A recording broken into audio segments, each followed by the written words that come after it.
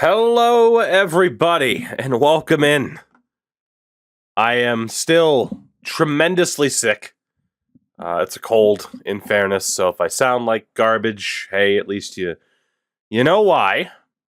However, this is this is going to be my last bit of content before heading to Finland this weekend. As much as I wanted to pre-record some NHL stuff for YouTube when I was gone, that didn't happen because I can barely breathe, and apparently the webcam's off sync, so everything's just going to hell. I salute you. It's just going to hell. That should be better, I hope. Louis, by the way, thank you for the 9 months. JD, thank you for the 14. And Buck, thank you for the gifted. So the primary reason, I wasn't sure if I was going to even start up a stream to be able to talk about this, but the Maple Leafs did a thing. The Maple Leafs did a thing, and I want to talk about it because, oh my God, they did a thing. Within the past couple of weeks, right? The Leafs were kind of the big talking point where Kyle Dubas was like, I don't know, man. I don't know if we're going to do anything at the deadline. You know, we got to kind of think about the future. And on the Tukey Steak podcast, which you can listen to wherever podcasts can be heard. Granted, there was no Thursday show this week because I can't breathe through my damn face. It's been talked about recently that Dubas is like, I don't know, man. Maybe we're not going to make a move. We got to think about the future. And my response to that was the same as the tweet that I just put out a few minutes ago, saying, you can't worry about 2027 when you won't be with the team in 2027 if you don't make moves like this. The Leafs acquire Noel Acciari, the real headliner, Noel Acciari, and Ryan O'Reilly. Minnesota gets a 4th-round pick in 2025. They retain 25% on O'Reilly, while the Blues get Mikael Abramoff, Adam Gaudette, Toronto's 1st-round pick this year, Ottawa's 3rd, and Toronto's 2nd next year, and they retained 50% of Ryan O'Reilly's deal. So, Minnesota, GG's. First and foremost, GG's to the Minnesota Wild, to Bill Guerin for allowing the NHL to be fun.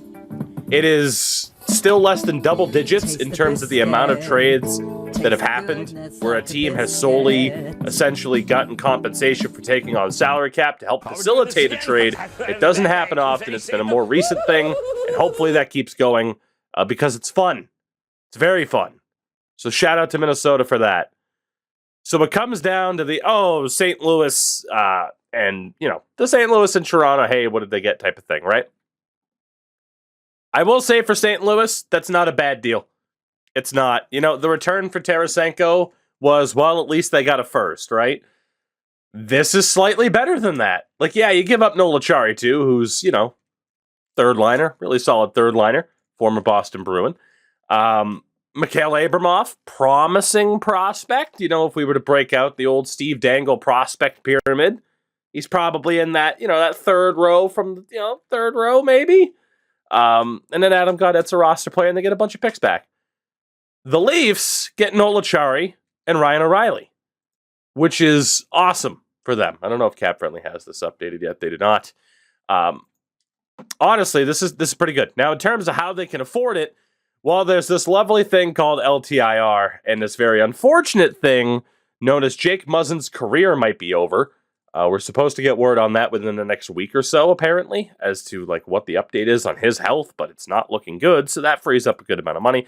Yeah, they got $7 million freed up because of these cap hits being on LTIR. That is the big reason why they can afford it. The other big reason, of course, is that essentially O'Reilly's cap hit is under $2 million as a member of the Leafs, thanks to the Minnesota Wild. So it's easy to see how they can afford it.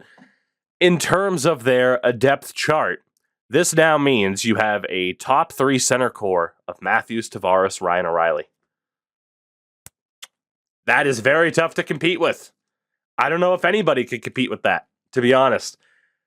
Their defense, I honestly don't think that it's that bad. And their goaltending is what people are going to look at.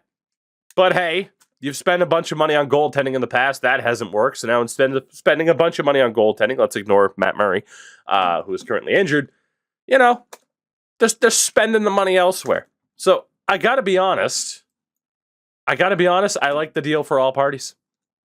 As boring as that is, I do like Warrior. By the way, I totally missed those 5 gifted, and I apologize. And Endo, thank you for the 27 months as well. Totally missed those. My my hearing isn't quite great either due to the immense sinus pressure.